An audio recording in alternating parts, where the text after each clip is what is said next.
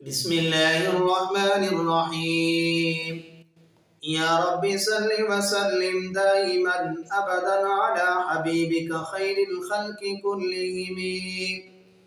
هو الحبيب الذي ترجى شفاعته لكل حول من الأحوال مقتحمين. حاضرین و ناظرین، جیسا کہ آپ حضرات کو معلوم ہے کہ سورۃ یوسف کے ہمارے دروس چل رہے تھے. آج کا ہمارا سبق حضرت زلیخا علیہ السلام کے مزید واقعے کی وضاحت. سابقہ دروس کے اندر آپ نے یہ بات سن لی ہوگی کہ عزیز مصر نے جناب یوسف علیہ السلام کو بے قصور کہا، اپنی بیوی کو قصوروار ٹھہرایا، جس کے آخر میں قرآن مجید کے الفاظ ہیں اِنَّكِ كُنْتِ مِنَ الْخَاطِئِينَ، بے شک تو ہی قصوروار ہے، تیرا ہی قصور ہے، یوسف اس سے بری ہے. اور آج کے درس میں کہ عزیز مصر کی بیوی کو مصر کی شہزادیوں نے، جو بڑی بڑی اور عورتیں رہتی تھی امیر ترین، انہوں نے عزیز مصر کی بیوی، بادشاہ کی بیوی کو جو تانا دیا، تو اس تانے کا تذکرہ اور پھر مصر کے محلات میں عزیز مصر کی بیویوں نے ان کو جو دعوت کھلائی اس کا تذکرہ ہے. سب سے پہلے میں آپ کے سامنے قرآن پاک کا ترجمہ لاؤں گا، آپ قرآنی آیات کا ترجمہ دیکھ رہے ہیں، اس کے بعد میں انشاءاللہ آپ کے سامنے ان آیات کی تشریح اور خلاصہ اور واقعے کی وضاحت بیان کروں گا. آپ دیکھیں قرآن پاک کے ترجمے کو. بسم اللہ الرحمن الرحیم. وقال نسوة في المدينة امرأة العزيز تراود فتاها عن نفسه، کہا شہر کی عورتوں نے عزیز مصر کی بیوی کو کہ ورغر آ رہی ہے تو اپنے غلام کو اپنے نفس سے، قد شغفها حبا، تحقیق ڈال دی گئی ہے اس کی محبت، پیوست ہو چکی ہے اس کی محبت اس کے دل میں. اِنَّا لَنَرَاهَا فِي ضَلَالٍ مُبِينٍ، بے شک ہم اسے دیکھتے ہیں واضح غلطی میں.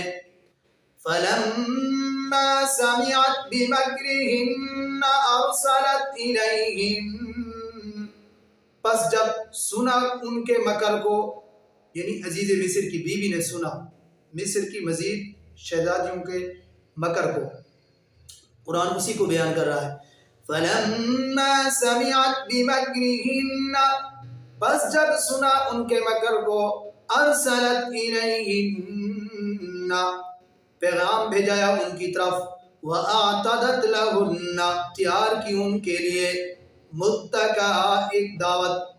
وَآتَتْ كُلَّ وَاحِدَةٍ مِّنْهُنَّ سِكِّينًا، دے دی ان میں سے ہر ایک کو چھری، وَقَالَتِ اخْرُجْ عَلَيْهِنَّ، کہنے لگی نکلو ان پر. فَلَمَّا رَأَيْنَهُ أَكْبَرْنَهُ وَقَطَّعْنَ أَيْدِيَهُنَّ، پس جب دیکھا جناب یوسف کو، اکبرنہ، روب چھا گیا اس پر، حیران ہوگی، وَقَطَّعْنَ أَيْدِيَهُنَّ، اور کاٹ ڈالے اپنی انگلیوں کے پورے، وَقُلْنَ حَاشَ لِلَّهِ مَا هَذَا بَشَرًا، کہنے لگی اللہ کی پناہ یہ کوئی انسان نہیں، إِنْ هَذَا إِلَّا مَلَكٌ كَرِيمٌ، یہ تو ایک شریف فرشتہ لگتا ہے، یہ تو بزرگ فرشتہ لگتا ہے. قالت فذلكن الذي لمتنني فيه، عزیز مصر کی بیوی نے کہا یہ وہی ہے جس کے بارے میں تم مجھے ملامت کر رہی تھی. وَلَقَدْ رَاوَدتُّهُ عَن نَفْسِهِ، البتہ تحقیق پھسلایا ہے اس کے نفس نے، فَاسْتَعْصَمَ، پس بچا لیا، وَلَئِن لَّمْ يَفْعَلْ مَا آمُرُهُ، اور اگر نہ کیا اس نے، یعنی اس حکم کو نہ مانا، لَيُسْجَنَنَّ، البتہ ضرور بن ضرور قید کروں گی، قید میں ڈالا جائے گا، وَلَيَكُونًا مِّنَ الصَّاغِرِينَ، اور ہو جائے گا یہ بے عزت۔ قال رب السجن احب الی مما يدعوننی الیہ، جناب یوسف نے کہا اے میرے رب مجھے قید زیادہ محبوب ہے اس چیز کی طرف جس کی طرف یہ عورتیں مجھے دعوت دے رہی ہیں۔ وَإِلَّا تَصْرِفْ عَنِّي كَيْدَهُنَّ، اور اگر نہ پھیرا تو نے مجھے ان کے مکر سے، اصب الیہن، مائل ہو جاؤں گا میں ان کی طرف، وَأَكُن مِّنَ الْجَاهِلِينَ، اور ہو جاؤں گا میں جاہلین میں سے۔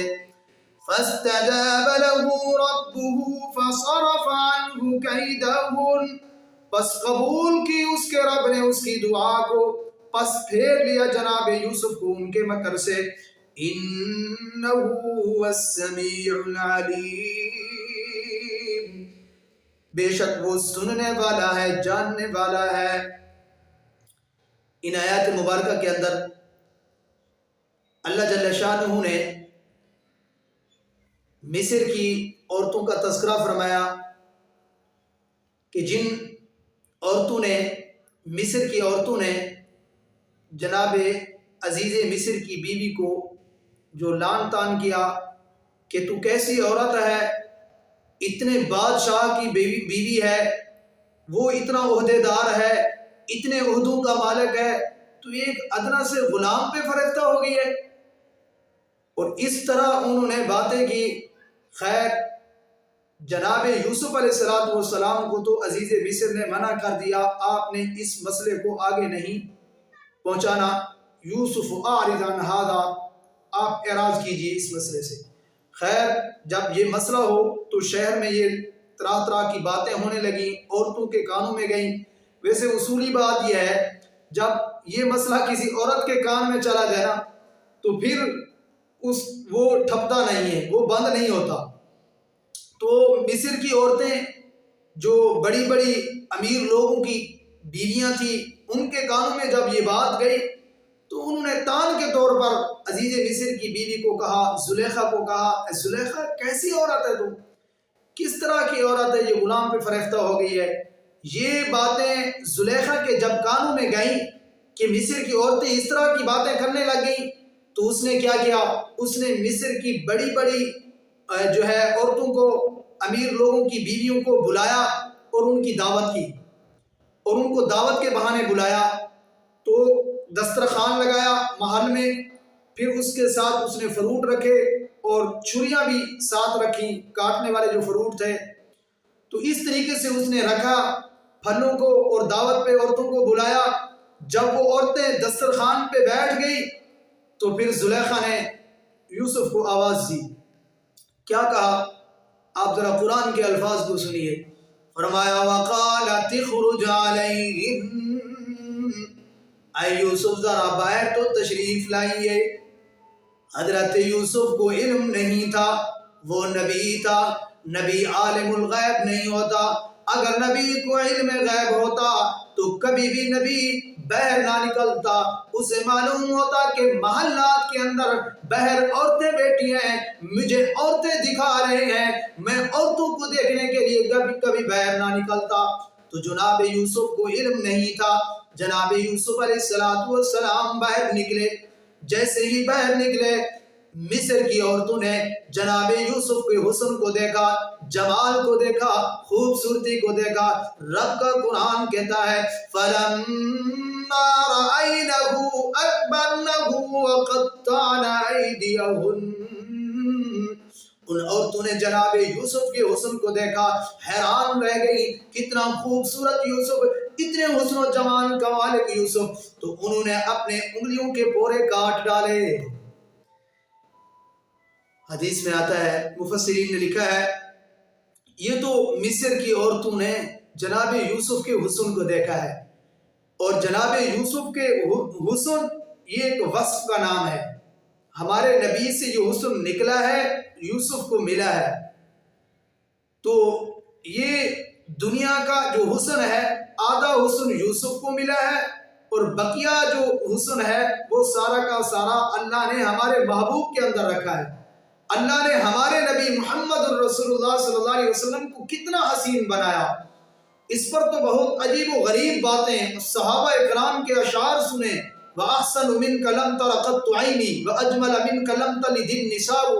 خُلِقْتَ مُبَرَّأً مِنْ كُلِّ عَيْبٍ كَأَنَّكَ قَدْ خُلِقْتَ كَمَا تَشَاءُ۔ حضرت حسان بن ثابت کہتے ہیں آقا جب میں آپ کو دیکھتا ہوں میری آنکھ نے یہ تصور، میرے ذہن نے یہ تصور پیش کیا ہے کہ اللہ نے جب آپ کو بنایا ہوگا، آپ سے پوچھا ہوگا محبوبہ آپ کی آنکھ کیسے بناؤں، اور آپ کا ہاتھ کیسے بناؤں، آپ کے پاؤں کیسے بناؤں، آپ کا چہرہ کیسے بناؤں، آپ نے زبان حال سے یوں جواب دیا ہوگا اللہ مجھے آنکھ وہ عطا کرنا، اگر میں ابو بکر کی طرف اٹھے میری آنکھ تو اسے صدیق بنا دینا، اگر فاروق کی طرف اٹھے تو اسے عادل بنا دینا، اگر فرمایا عثمان کی طرف اٹھے اسے غنی بنا دینا، اگر حیدر کرار کی طرف اٹھے تو اسے اسد اللہ الغالب بنا دینا۔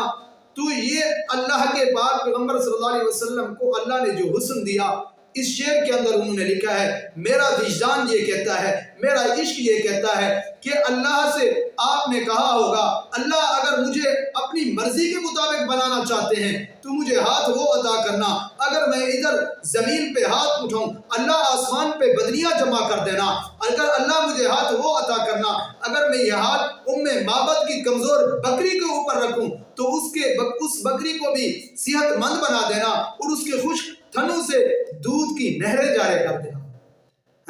تو یہ اللہ نے ہمارے نبی کو اوصاف دیے ہیں۔ تو یوسف کو جو حسن ملا ہے یہ ایک وصف تھا، اللہ نے ہمارے نبی کو حسن دیا ہے، بہت اعلیٰ حسن دیا، خوبصورت حسن دیا ہے۔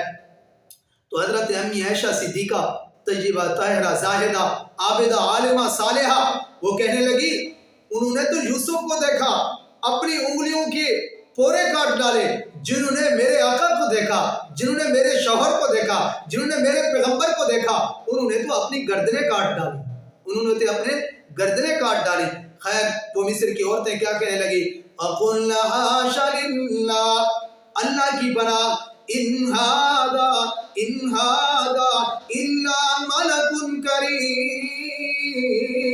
یہ تو کوئی انسان نہیں، یہ تو بزرگ فرشتہ لگتا ہے۔ جب انہوں نے یہ بات کی اپنی انگلیوں کے ہاتھ کے پورے کٹوا ڈالے تو عزیز مصر کی بیوی کو تو پھر موقع مل گیا نا، تو اس کو تو موقع مل گیا، تم تھی تو مجھے تانا دینے والی،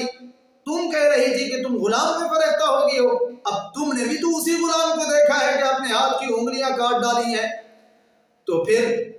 وہ کہنے لگی عزیز مصر کی بیوی، پہلے تو پیار اور محبت کی باتوں میں کہنے لگی یوسف کو کہ آجا میری خواہش پوری کر، پھر آخر میں اس نے دھمکانا شروع کر دیا۔ یوسف کو کہا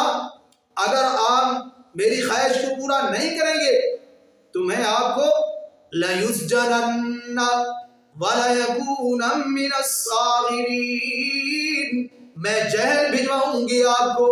آپ وہاں آپ کی بے عزتی بھی ہوگی، آپ جیل بھی جائیں گے، اس سے بہتر ہے آپ اپنی عزت بھی اچھی رکھیں، میری خواہش بھی پوری کریں۔ اللہ اکبر، یوسف کا بھی جواب بھی سن لینا، جناب یوسف نے کیا کہا، رب کا قرآن کہتا ہے قال رب السجن احب الی مما یدعوننی الیہ،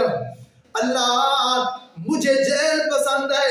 ان عورتوں کے ملامت سے جس چیز کی طرف یہ عورتیں دعوت دے رہی ہیں، یہ پیغام دے رہی ہیں، مصر کی عورتیں بھی تو زلیخا کے ساتھ مل کر یوسف کو کہنے لگی اے یوسف یہ تیری محسنہ ہے، تیری خدمت کرتی ہے، تیرے گھر کی مالکہ ہے، تیرے گھر والی ہے، تیرے گھر کی خادمہ ہے، تو بھی تو اس کی خواہش پوری کر لے۔ جب اس طرح کی جناب یوسف نے باتیں سنی تو اللہ کی طرف درخواست کی، اللہ